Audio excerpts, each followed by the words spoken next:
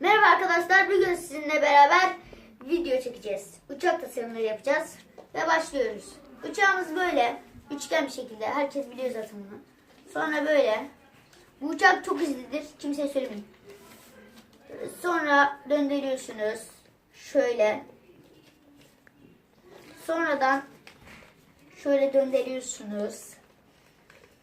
Böyle, burası üçgen olacak. Sonra burası böyle. Böyle. Sonra şurası şöyle şu şekilde olacak. Evet.